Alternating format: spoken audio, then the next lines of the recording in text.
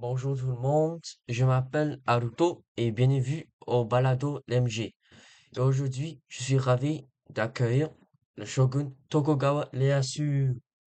Konnichiwa, je suis ravi d'être ici et prêt à parler pour des samouraïs.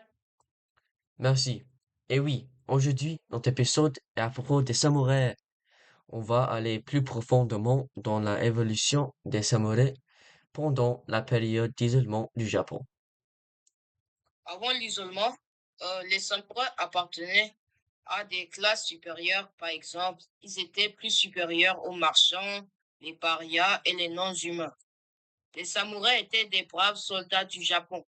Les samouraïs étaient une armée qui faisait la bataille avec d'autres daimyos. Oui, c'est vrai. Maintenant, on va discuter à propos du comment ils ont changé pendant la période d'isolement. Quand le shogun, comme toi, Tokugawa, ont imposé les règles sur les daimyo, comme la résidence alternée, et aussi pour que les daimyo pouvaient pas avoir plus d'argent qu'eux. Les samouraïs sont devenus les administrateurs pendant cette période, mais le travail était difficile à continuer. Donc, oui, le boulot pour les samouraïs n'était pas le plus facile. Ils n'avaient pas le plus d'argent dans le monde, mais ils étaient l'un des classes les plus privilégiées. Les samouraïs se sont alors retrouvés sans boulot de guerre. Merci Tokugawa. Maintenant, on va commencer notre pause de publicité.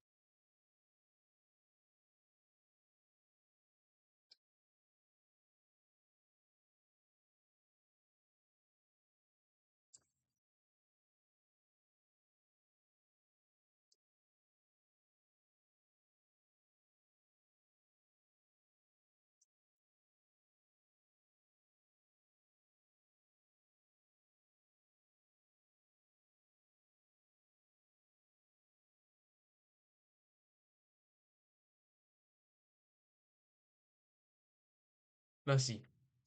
Les samouraïs, sans travail, ont étudié et ont commencé les nouveaux boulots comme les artistes, musiciens et même les enseignantes. Oui, c'est effectivement vrai. Donc, une chose que je vais ajouter est que les traditions qu'on aime de ces jours aujourd'hui commencent commencer par les samouraïs.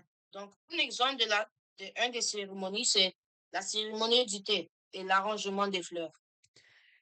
Aussi, la dernière chose d'aujourd'hui est que la classe du samouraï a perdu sa position privilégiée lorsque le féodalisme a été officiellement aboli en 1871. Donc, avec cela, plusieurs de ces anciens samouraïs, ils ont vécu plusieurs fois durant les années 1870. Mais leur bataille a été facilement conclue par une nouvelle armée nationale.